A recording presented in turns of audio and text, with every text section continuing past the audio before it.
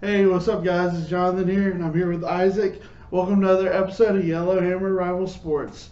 Yep, get used to it. It's a little bit of a tongue twister still. How's it going, Isaac? It's going good. I'm Good. glad to be back, and football is just getting started. We're pretty much almost a quarter of the way through the season, so I'm excited to see what the rest has in store. Yep, I'm looking forward to it. We finally got some actual good games starting up, so that's everyone's getting into conference play. So it's been a lot more fun to watch football this last weekend and moving forward. So, all right, so let's jump right in. We wanted to do something a little different this week. Instead of just talking about some of the top players, we're going to give out game balls. So, Isaac, who do you want to give your first game ball to? You know, I don't want to be this kind of person, but I give a lot of credit to guys who often get overlooked a little bit. Not because they're not good, but because they're behind somebody. And Henry Ruggs scored two touchdowns and really excelled this last week. And he's that kind of guy who's under Jerry Jeudy. He sometimes gets overlooked. But it's nice to see. Jeudy had his own touchdown, but Ruggs really kind of stepped up this week. And he's had some scores. He's done well, but it's just nice to see him be a big part of the offense, where sometimes he kind of is the second fiddle. Right, okay, that's a good one. So, my first game ball, I'm actually going to give two to one team. Of course, I'm going to give one to Bo Nix, getting his first real road W. And, one of the big questions I had was, would Auburn be able to make up for any freshman mistakes he made? Well, he made zero mistakes. So going onto the road in the SEC environment and having no turnovers for a freshman quarterback, that's a huge props. And then I also want to give a game ball to KJ Britt. He's another guy that finally is starting to step up into his role. There's been so much talk about how great Auburn's defensive line has been and how good their secondary is, how physical they are, and they're right up on receivers. And people have really been talking about the weak link of this Auburn defense has been the linebackers.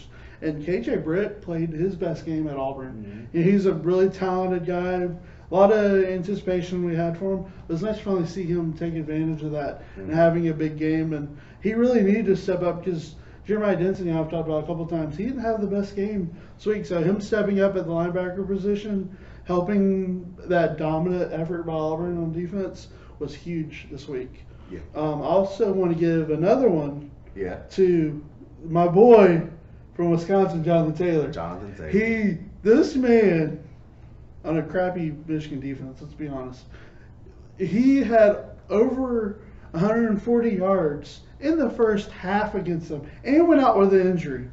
I said that he was going to have 200 yards on that game. He came back in the second half from that injury and got 203.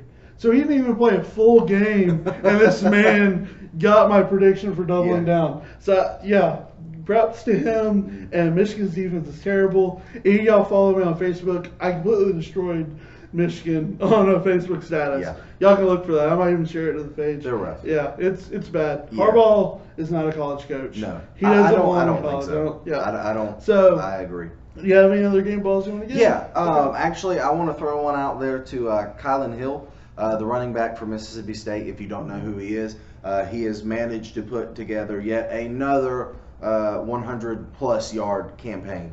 And he's been over 100 in every single game, and it doesn't seem like he's going to stop anytime soon. Not saying that Auburn can't do it, but he is their offense, so they're going to run through Kylan Hill, and every time that I thought that they weren't going to, they just keep giving him the ball, and they keep running that offense through Kylan Hill. So I want to give him props for taking on a Kentucky defense that is not the best, but did handle LaMichael Pirine pretty decently. Yeah. So their run defense has been pretty good, and Kylan Hill just went out there and did what he's been doing.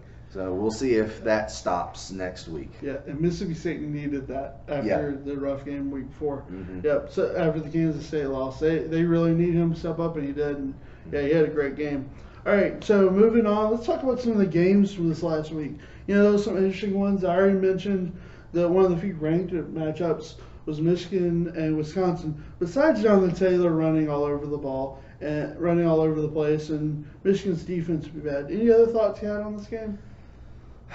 You know, their defense is Just saying not it. that good. Yeah, Yeah. but their offense is rough.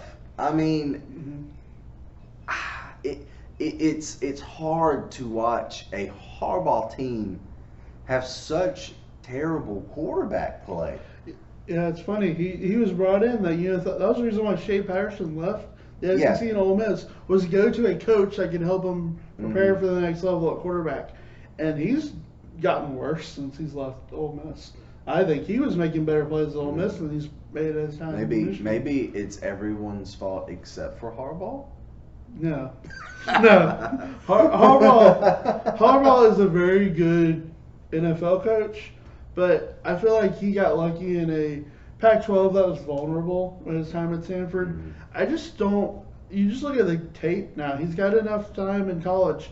He's just not a good college coach, and that's okay. Yeah. You can be a bad college coach, like you can be a bad pro coach. Just look at Nick Saban. I saw in a comment this week. He said his biggest regret in his career was leaving LSU to go to the Miami in the NFL.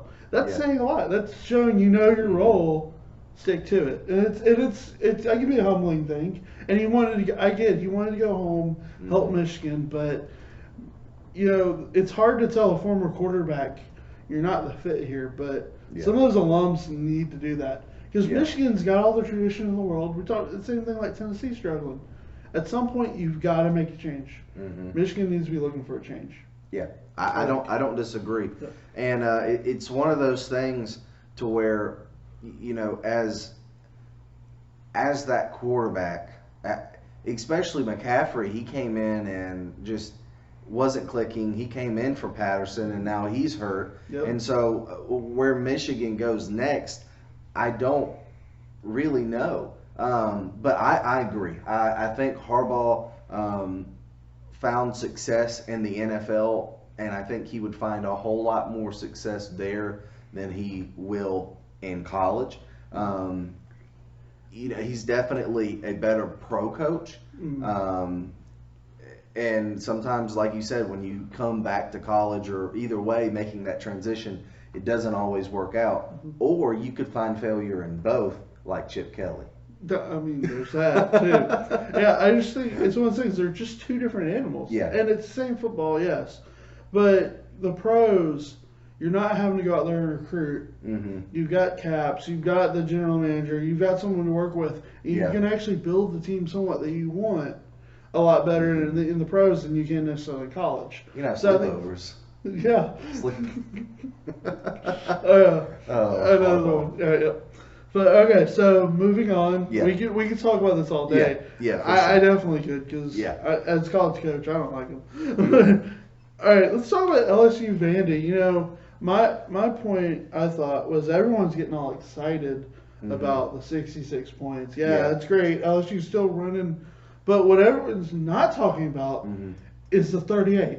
Yeah. LSU's defense gave up 38 points to Vanderbilt. Yeah. They're not a very good team this year. How do you, for this LSU defense, you know, I think you made the point after the Texas game that, you know, this defense just isn't that good. You know, I was giving them the benefit of the doubt where, you know, maybe it's early season. You know, they're still getting conditioning, getting hit a few times. That was the first big game. Yeah. But we've seen this every week. They're giving up a lot of points to teams they shouldn't be. Yeah. So I'm going to give you credit for that one, to seeing that ahead of everyone else. But what do you think with this LSU team? And so much hype because of the offense I get. But you want to talk about it more. I agree. I do want to say that 14 of those points were not scored upon on the LSU defense. So the LSU defense actually only gave up, I think, about 24 points, which is still high. Yeah, I mean, it's not, you know, we're not talking about a low, you know, it's not like Vanderbilt scored 30 points on defense and only 8. No, I mean, they gave up 24 points, and that's something that I get, like, you know, Alabama's defense is not playing like to the elite level that they could, and LSU's defense is not playing to the elite level that they could. Both of their offenses are playing well. Will we see a shootout in Tuscaloosa in November? I don't know. But what I do know is that Joe Burrow has been playing very well. And what LSU has needed is a quarterback to move the ball. However, they've also needed a coach that's going to say, we're actually going to throw the ball. They threw the ball, I think, close to 30 times in the first half. That is almost unheard of an LSU team. And they've been doing it all year. So I'm not going to be the person to say that they're just padding stats.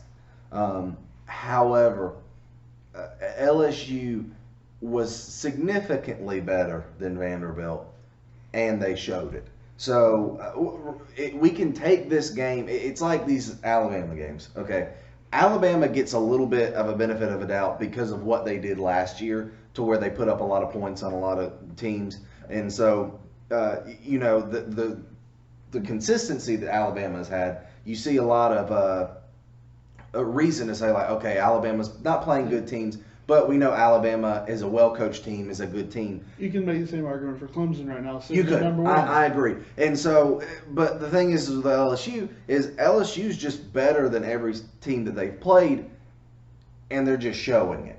So we will find out more about LSU.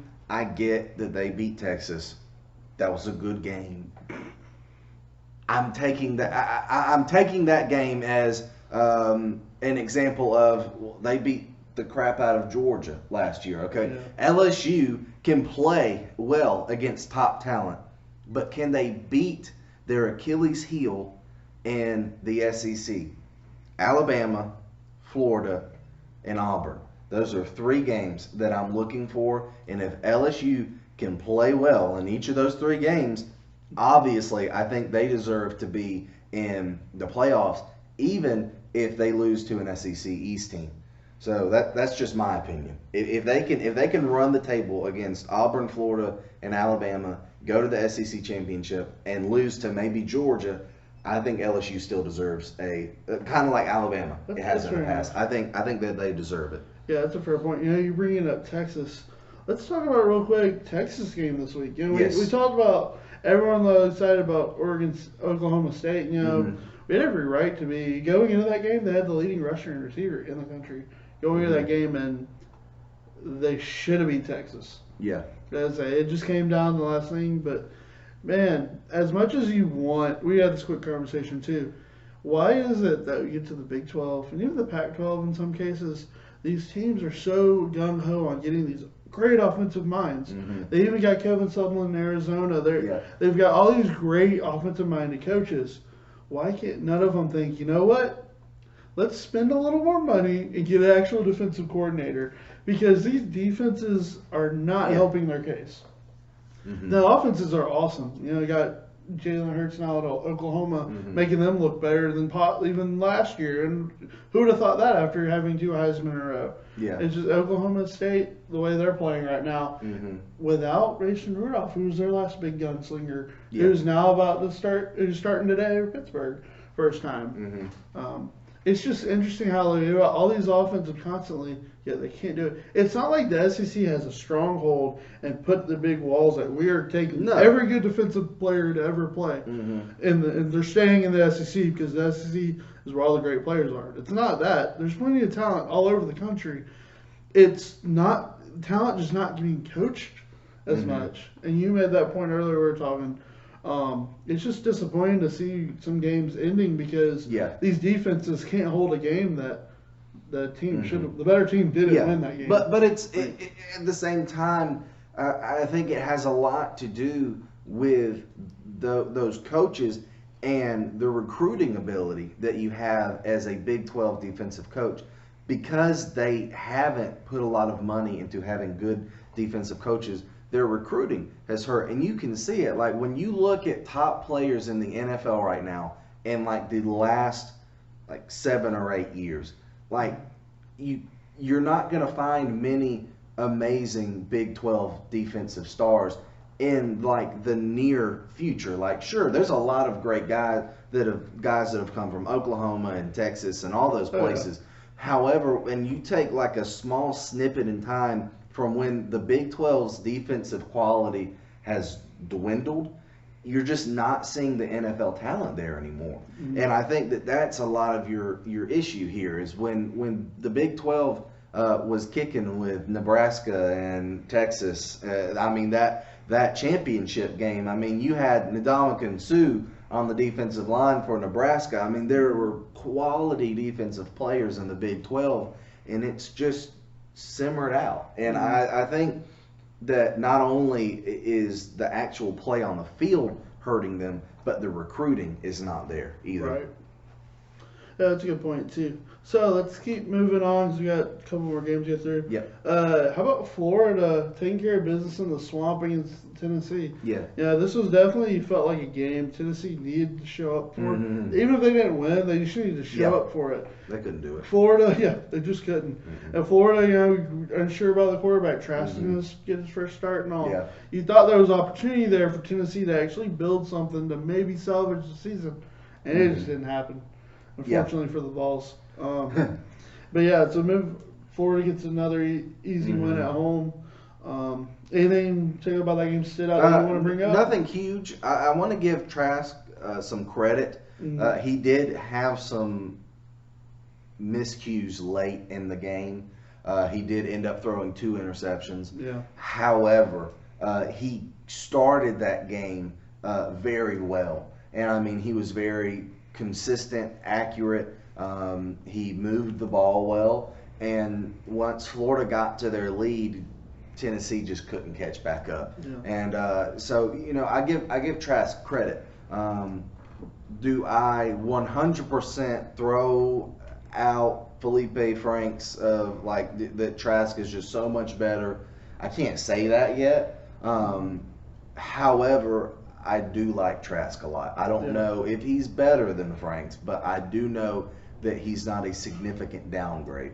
No, definitely not. Mm-mm. Okay, so let's go on to more of the more controversial endings of the weekend. Ooh. Cal going in to Ole Miss and getting the win.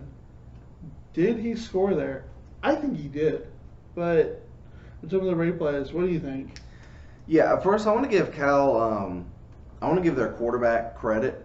His name eludes me at the moment, but he played very well. I do think that Ole Miss as a team is not a very good team. No. However, I do think that they were able to win that game. I think that they did win that game. However, the final score, well, actually, they would have had to make a 2-point conversion anyway, I believe. So there's no telling if Ole Miss would have won that game. I'll correct myself. But I do think that they put the ball in the end zone at the end. Yeah.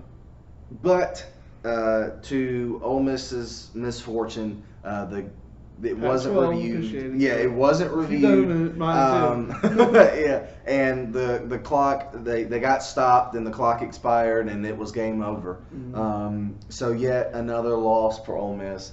It's not something that, as an Ole Miss fan, I'm extremely excited about. This season is going to be kind of long for them, especially after last season. I don't see it getting any better.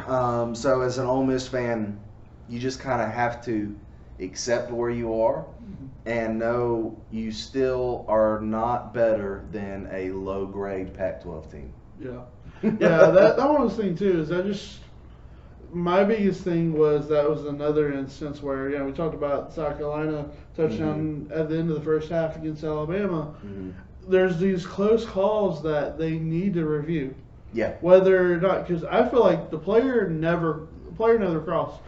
But I looked at it several times in different angles that a lot of people were so sure he didn't score, but it looks like he caught the ball in his hands and the ball had crossed the line. And that's all you have to do is break the plane. Where the line starts is all the football has to touch. It doesn't have to cross the entire line. I agree. It just has to break the line. Yeah. And it's so hard and bang bang that I feel like that had to be looked. Now, Well, would it have been overturned I don't know. in the call? Call it a no. That's another debate. But I feel like it should have at least been reviewed, which would have given Ole Miss at least another play at the goal line. I agree. Giving them time because they wasted a lot of time thinking Yes. they had scored.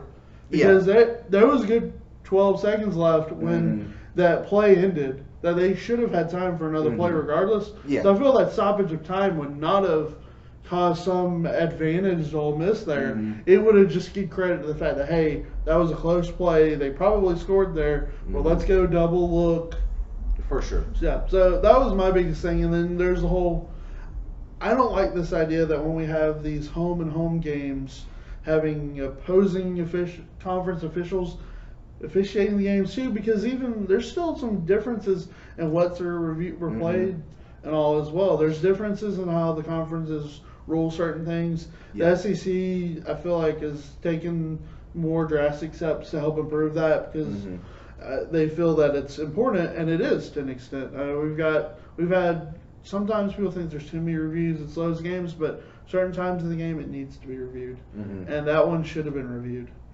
All right, I don't disagree. Let's go. Let's get. You mentioned Hill having a great day. Any thoughts on Kentucky, Mississippi State? That was a big one for Mississippi State. Yes. They needed that one after that rough game against Kansas State. I think they found a little bit of identity after that loss. Yeah.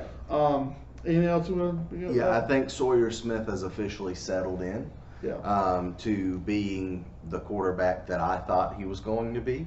Not that good. Yeah. and look, I get it. Like he didn't play terrible against Florida. However, I think the lack of film on him, I think the lack of Florida, while they probably prepared for him, it's hard to prepare for a guy that you've never really seen before. Playing in a different system and yes, everything. and he was at home, and it was a good environment, and I had this gut feeling that, Sawyer Smith coming off of this Florida loss, going into the Cowbells, and I believe that I said this last week, I thought he was going to struggle, and I was exactly right.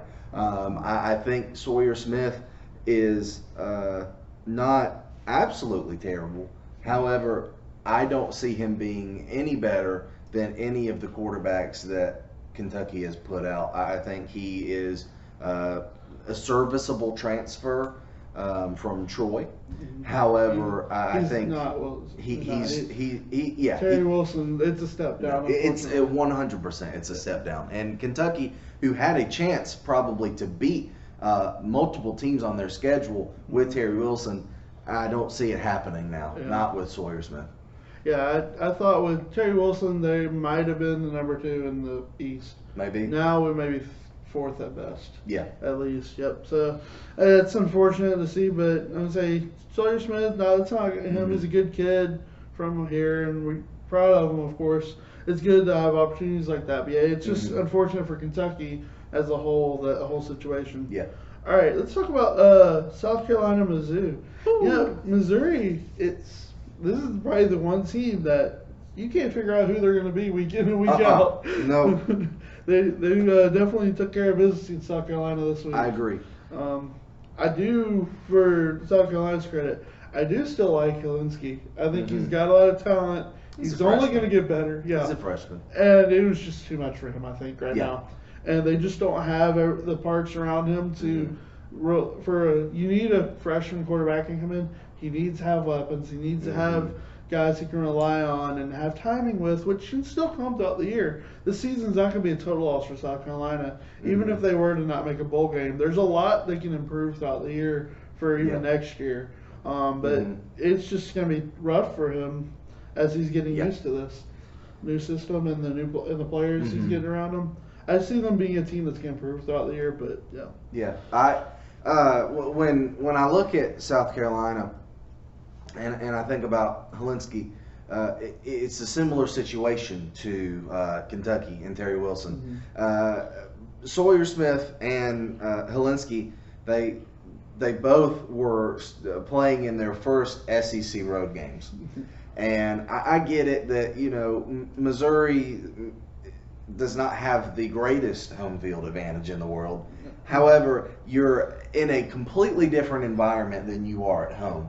and both of these guys are getting their first taste of SEC action on the road, and they both The zoo felt was rowdy. yeah, but they both felt looked like they were in over their heads a little bit. But I do want to give Missouri a lot of credit. Kelly Bryant is definitely not the best quarterback in the SEC. However, he might be the best quarterback in the East. And I'm not trying to hate on Jake Fromm. However, I really like Kelly Bryant. Yeah, he definitely brings a different dynamic than you're going to get from Fromm necessarily. He's got the running ability, which adds a different threat, which that's a lot of mobile quarterbacks. So that's one thing. That's probably Jake Fromm's biggest knock, I think, is he's not as mobile as you want a guy to be at that, especially at Georgia when we're talking about, one thing I'm talking about, their depth at running back, of not necessarily the good players, but the depth of having different type of backs that can do a lot of different things. That's one of the biggest problems Georgia has this year, is they've got a lot of backs that are similar in style. Yeah. And they don't have that change of pace back to help that offense. And Jake Fromm's not going to go out there to do the play action and run the ball. He's just not. I mean, if they need a couple yards, maybe. But if it's 3rd and 10, he's not running for 10. He's just not. Yeah. So I think that's definitely a deeper conversation as the season goes on. Who's better in the East, Bryant versus Fromm? But yeah, we know Fromm's gonna get that nod when it comes to who has a better team. But if you just say my quarterback play, Kelly Bryant's definitely in it. In the East. Oh yeah, and Missouri's one of those teams to where if they don't give up that weird first game to Wyoming, I mean they're 3-0 with an undefeated now SEC schedule, which I mean they are undefeated in the conference after their first game.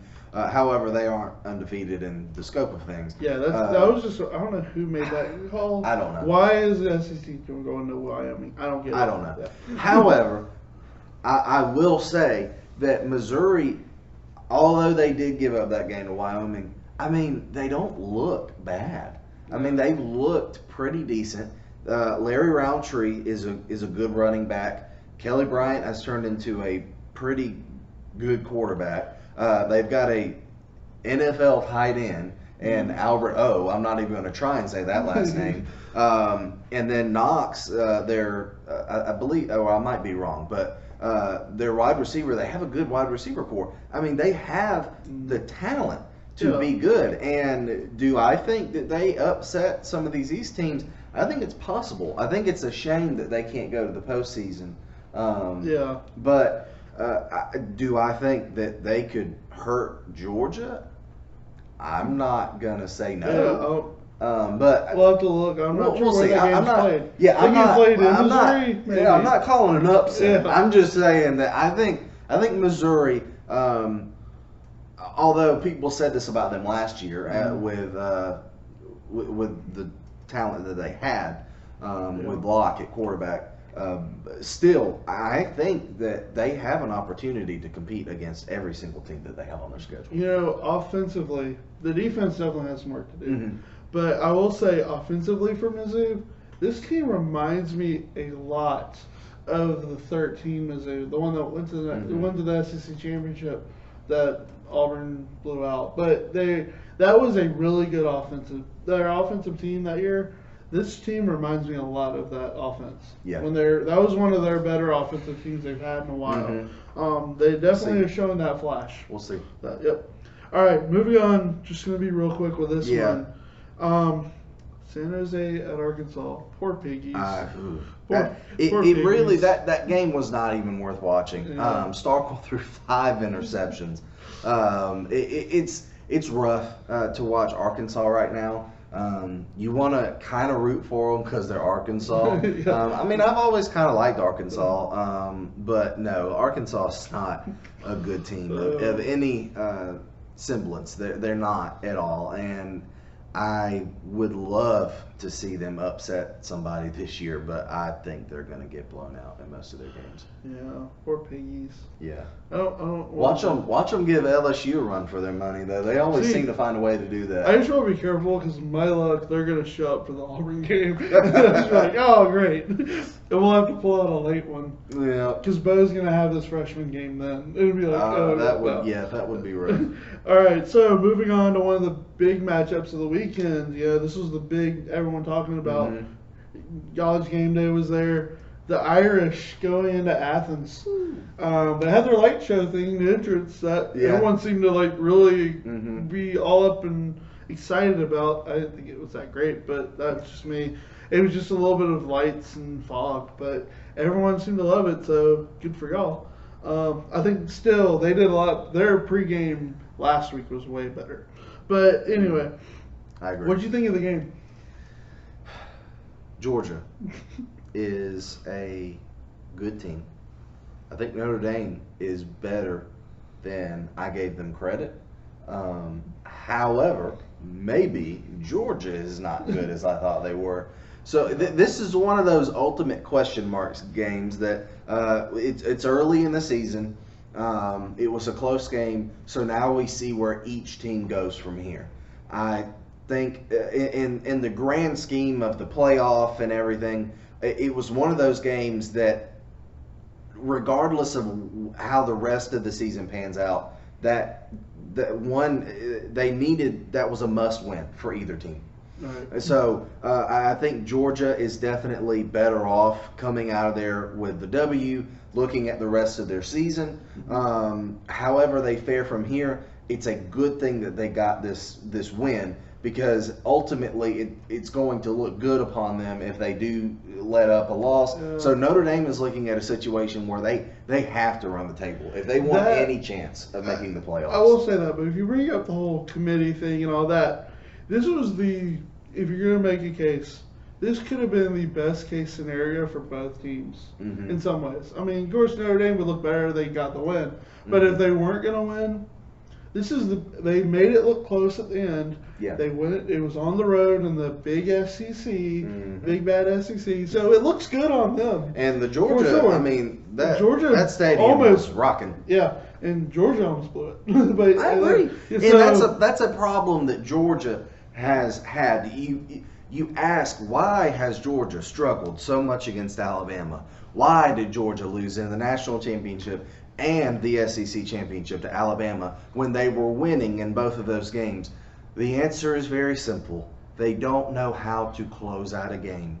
And if Notre Dame had any sense of a competent offense at the end of that game, Georgia would have thrown away another one, because they just, it's something about their play calling at the end of the game. And I think LSU has struggled with this in the past as well. It's let's play to not lose this game. So you are looking at the final drive, Georgia's final offensive drive. You know, if Notre Dame has one timeout, if we can get a first down here, we are in a really good position. Actually, no, I believe Notre Dame had 2 timeouts when Georgia got the ball, and Notre Dame only ended up having to use one of those timeouts. So the fact that Georgia, you knew what they were going to do. You knew that they were going to run the ball, and Notre Dame knew that they were going to run the ball. And so it blows my mind that you can, as Kirby Smart has looked at. You've got a great passer in Jake. Yeah, and has looked at what have we done wrong in these Alabama games. And if you're going to beat Alabama in the future and you say, what have we done wrong? Well, I can't say that they fixed it yet, because they're still doing the same stuff that lost them games.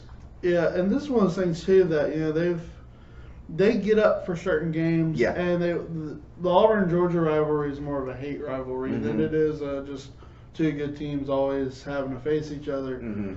So that's one of those games where a lot of it goes out the window.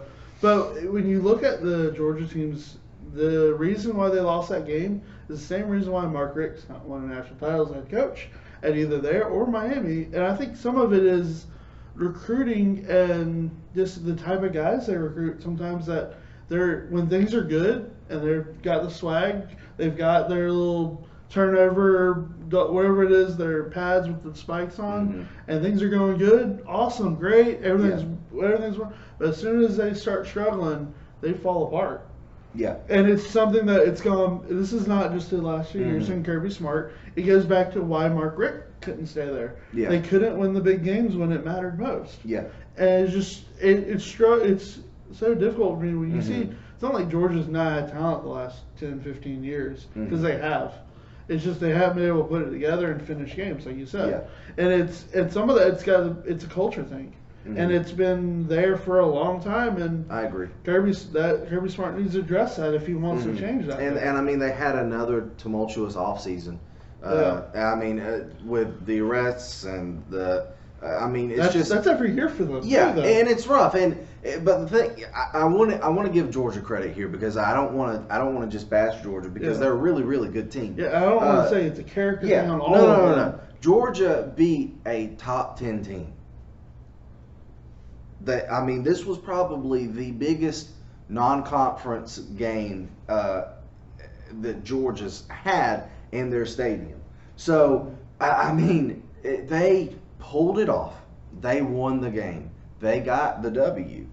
I'm mainly just trying to focus on what have they fixed to be able to beat Alabama, because I think that's, and I'm not just trying to harp on Alabama, but I mean, I feel like that's been Georgia's big, like, kind of team for the last 2 years. I mean, you're talking 2 years, they've had leads on Alabama, and they gave the game away twice. And what have they done wrong? Well, they get super conservative in the fourth quarter, and they don't execute whenever they have the ball. When they were playing Alabama, if they would just move the ball down the field just a little bit, drain some clock off, get a couple first downs, if they could do that, Alabama doesn't win. But they struggle. And maybe it's these defenses stepping up. In Georgia, it has nothing to do with Georgia. But I do see a very conservative amount of play calling on Georgia's part, especially very, very late in the game. And each time that Alabama's played them, they just run the ball. And I get it. Like, you're good at running the ball, but, man, I don't know why they think. I understand that more. Yeah. Rosters pass of it this year. Yeah, it's just one of those things. Like, Georgia pulled the big game off. I give them credit for it. But, man, they did the same thing that I've seen them do against Alabama. The only difference is that their defense actually made the stop at the end of the game. Yeah. That's the only difference here. Yeah, true. All right, so, that was the biggest game out non-conference. And then we had the big game in conference. Auburn goes into College Station, gets the big W. I already mentioned Bo Nix.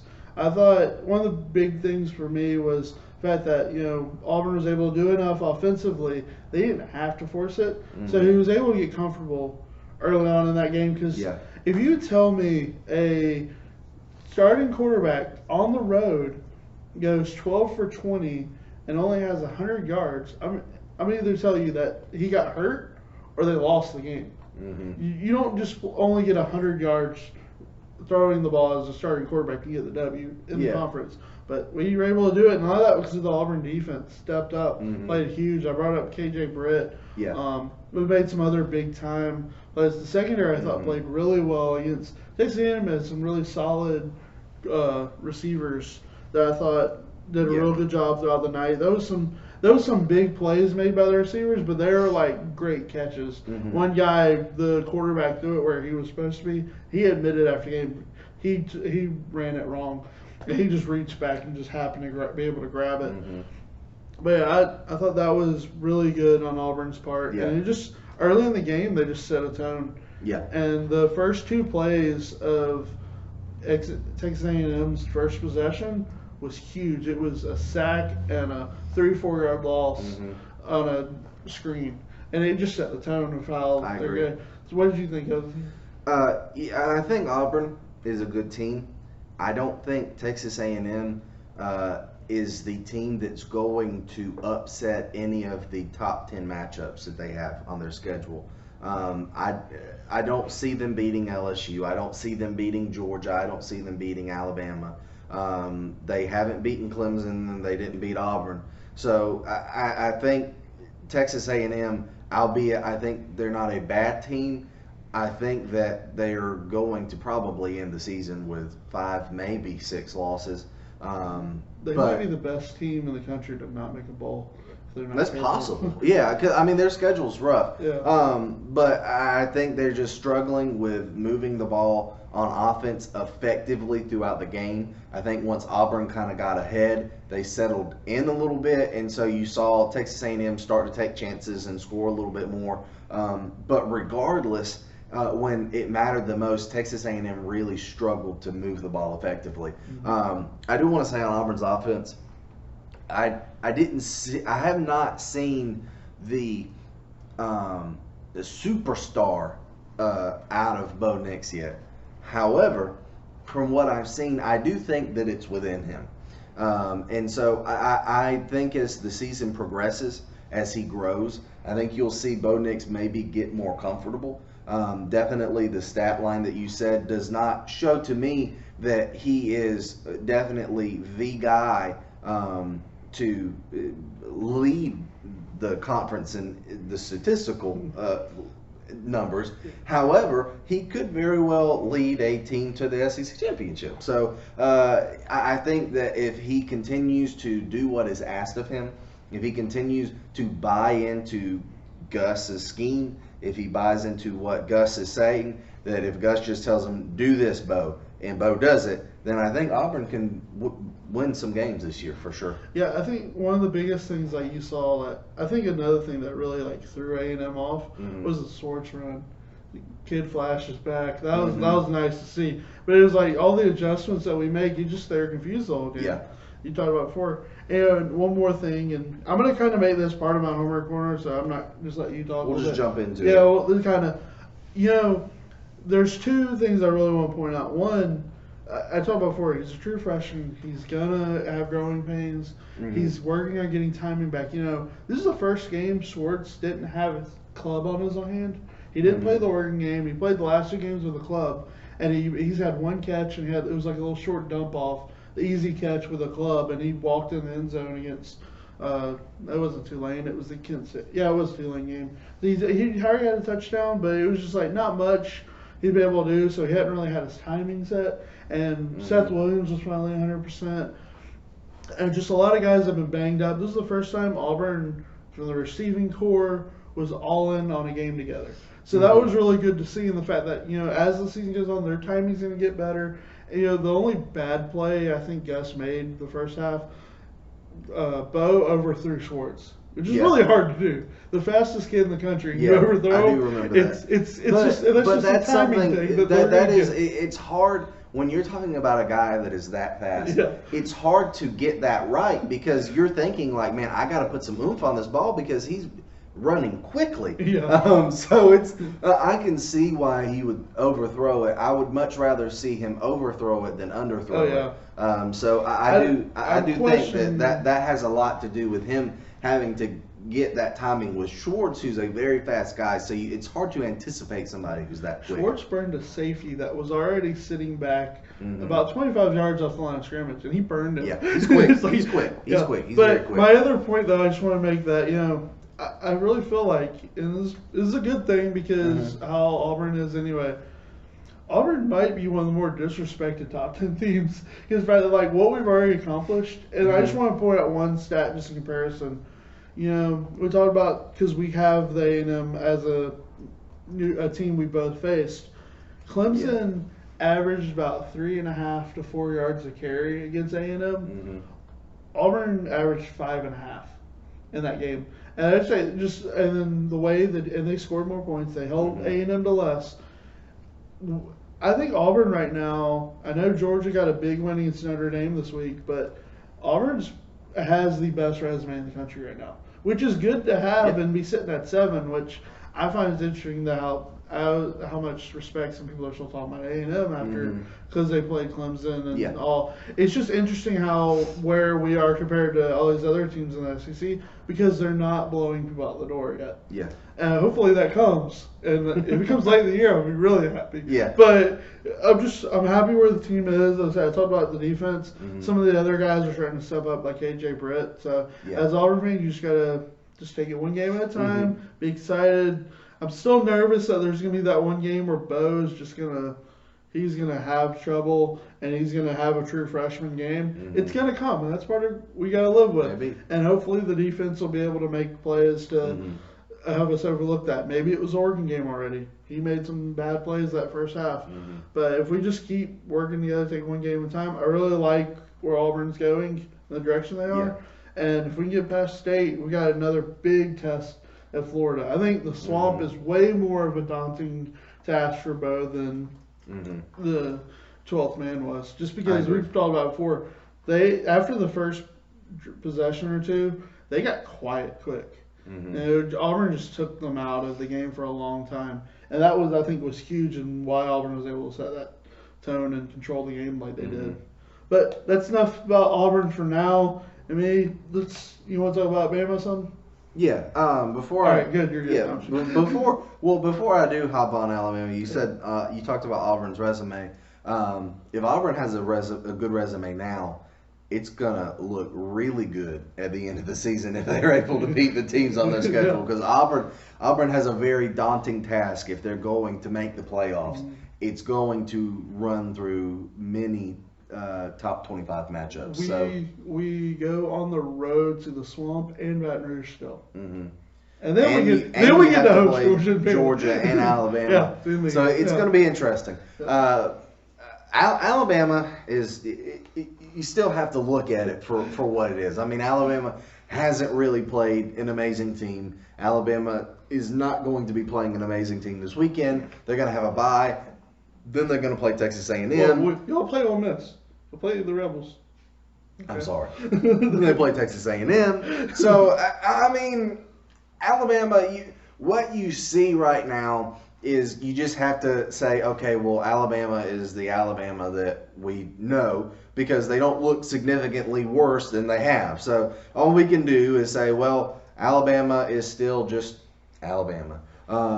They're going to beat the teams. I think Alabama has continued the unranked opponent streak, so that's something obviously Alabama is not going to lose to they're not going to get upset by some team you wouldn't expect.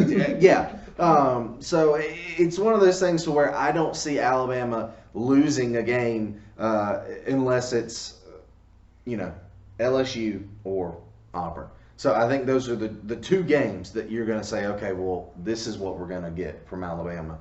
So everything else may be Texas A&M, but everything else is just one of those we're just going to have to watch Alabama beat up on some teams.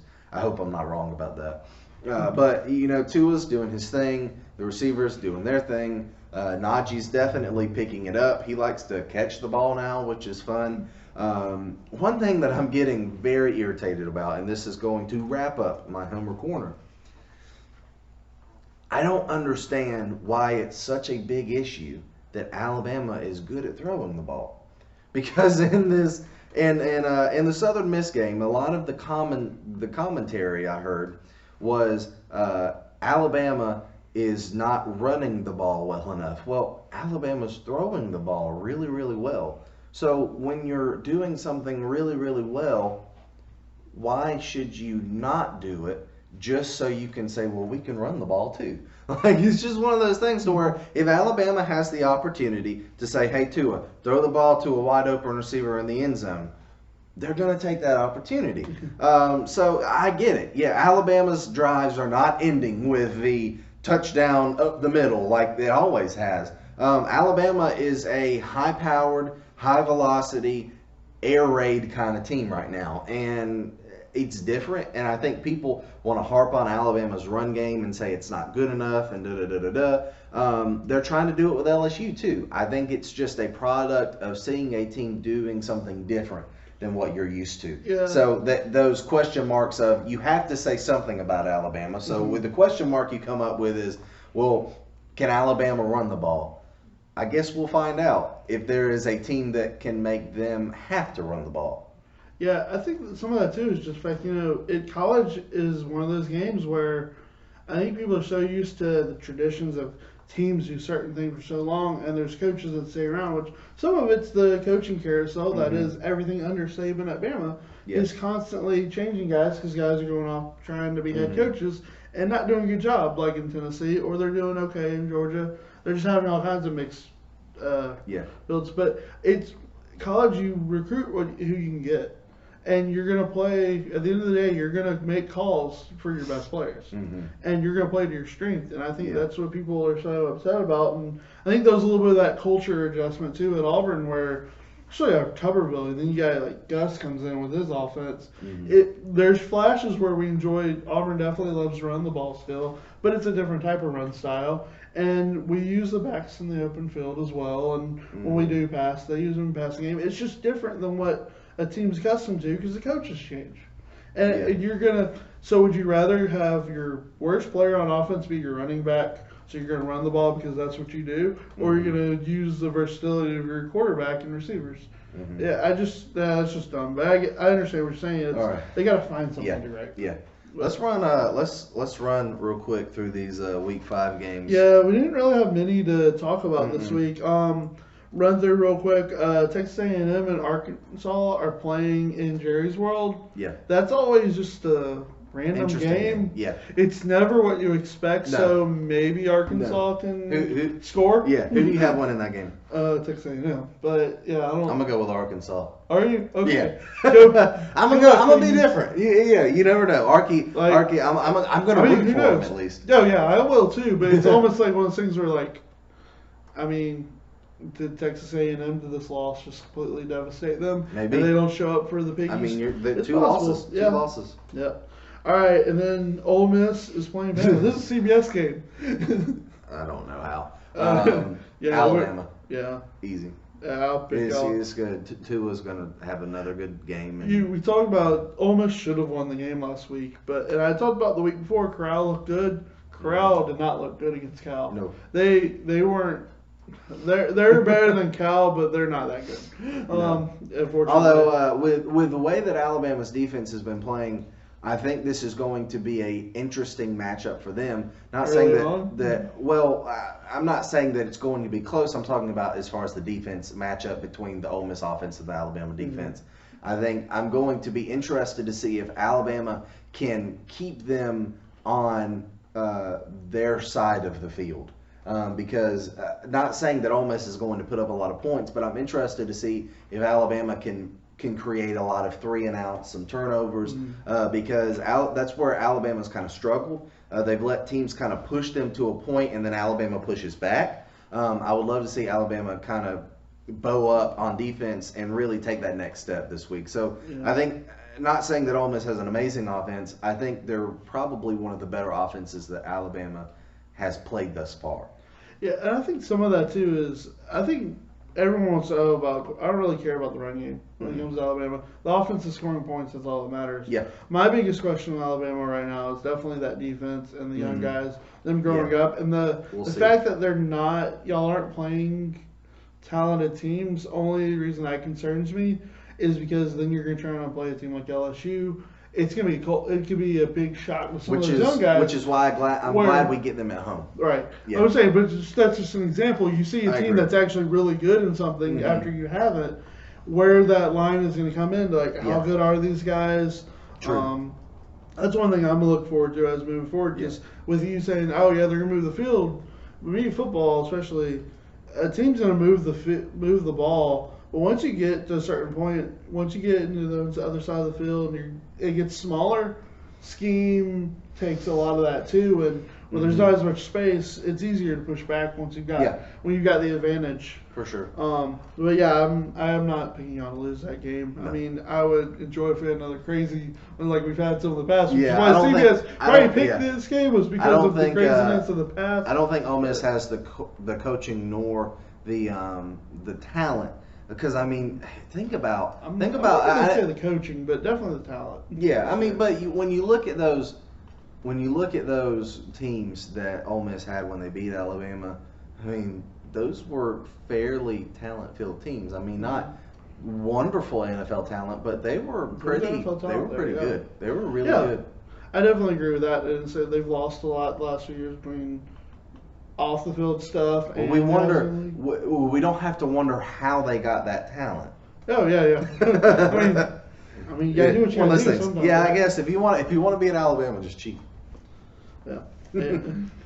Moving on, the game that should be probably the CBS game, but not going to be Kentucky, South Carolina. Yeah. This is a much needed win for both teams. I definitely agree. I think this is the team that loses this game is going to be just behind. Yes, just ahead of Vanderbilt. The one who cannot afford to lose this game at all is definitely Kentucky, right? In my opinion, because they're already coming off of two tough SEC losses. I mean, when you think about the teams that South Carolina has played, I don't think that either of those games that there was that much of a chance for them to win. But Kentucky really was this close to beating Florida, and you could see that kind of reeling against Mississippi State, and then now. Does Kentucky come back and say, okay, we're going to push this game and we're going to work back into the SEC East? I don't think either of these teams have a chance to win the SEC East. No. But if one of them has any chance of winning the SEC East, they have to win this game. Yeah, I agree. I'm going to, just because of the fact that it comes down to it, it's almost a flip of the coin. Yeah. I think I like Helinski better at quarterback. Yeah. And I like South Carolina schematically on defense. I like Will Muschamp's defensive strategy. Yes. I feel like his coaching is going to be the difference in this game. This is going to be one of those games, I think, where you see a team pull away rather early, and then the other teams start to fight back a little bit. I would not be surprised if that happens. I think South Carolina is going to win this game, not because I dislike Kentucky. I just think that South Carolina has some better talent to win this game. Brian Edwards is still a very good wide receiver. Yeah. And if South Carolina is going to win this game, he's going to have to keep breaking those tackles and being a hard man to take down. Yep. And Will Muschamp needs to dial up some stuff that Kentucky's not prepared for. Like a fake field goal? Yeah. Or you hold? Never mind. Anyways, so shockingly, because of some of the games this week, Auburn's on the table for biggest game of the week, and this one, as far as like what matters, as far as like Mississippi State's coming into Auburn. It's gonna be an interesting game. Like we talked about it before, Kylan Hill's an impressive back. He is. He's going to have to put Mississippi State on his shoulder for them to have a chance. Yes, and I think the reliance that Mississippi State has on the run game is going to ultimately be their downfall. Because if there's anything that I like about Auburn, it's that they are going to be good at stopping the run. And that is why you see a team like Alabama be successful, is because your defensive line has been notoriously good at stopping the run. Therefore, you make these quarterbacks have to throw, and I don't think that Mississippi State has the quarterback to make any sort of game-winning throws for Mississippi State in this game. I think Auburn takes this game. I'm not sure if this is a blowout because I think Mississippi State. Well, it's not that I think it's going to be a competitive game the whole time. I think that Mississippi State might make a little bit of push near the end. Yeah, kind of like A&M did to make it a little closer. Yeah, I agree. Yeah, I think really what it comes down to, I mean, obviously that's going to be the big matchup everyone looks at. Can Kylan Hill run against Auburn's front? And that's going to be a big test for But even Auburn. If they were, he's the best running back that they've faced, in my opinion. Oh, yeah. Because I wouldn't even throw in the Oregon game because they don't run traditionally anyway. So C.J. Verdell, I mean, he's a good running back. He's the best running back we faced, but Kylan Hill is a monster in Yeah. catching and running. I mean, it's just he's their offense right now, and if Auburn shuts him down, I don't see how Mississippi State has any chance of winning this game. There's always still I'm always worried about Bo having his freshman game. Yeah, and keeping them in it. And the Mississippi State defense, I don't think that they're really good, but if they find a way to step up in this game, it could be interesting. Another point I want to make about this game, though, is I think it'll be interesting if they do try to pass. Mm-hmm. I'm not too sure it's going to be very successful because Yeah. they struggled against Kansas State's corners at times because they were being a little physical. Mm-hmm. Auburn's secondary, if they're saying not a little physical. they are going to Very physical. I mean, Iggy, if anything, we're going to get called for penalties all game for holding stuff because we are going to put our hands on guys, and they try to put the emphasis on we are going to control this game, and they try to put fear in the guys. And then you got guys like Smoke, who's sometimes headhunting, which I wish he'd stop because he missed the first half last game doing so much. But yeah, he likes to fly around and hit people, so it's gonna be it's football, right? Yeah, exactly. But yeah, I'm looking forward to that game. I'm gonna get together, so I'm excited. Of course, Jordan here at night always more fun than in the mornings. Yeah, those bright lights are always fun. I'd love to see what a night game is this season. Yeah, maybe Alabama will get one eventually. Maybe the Iron Bowl. If that's our first night game, I would not be surprised. Yeah, because I was saying usually because CBS supposed to do like the double feature thing, so it might be like a 4 o'clock kickoff when there's like random, give that little noon game and the 4:30 game. I'd be okay with that. Yep. All right, guys. So this is another episode of Yellowhammer Rival Sports. I'm Jonathan. This is Isaac. Catch y'all later. War Eagle. Roll Tide.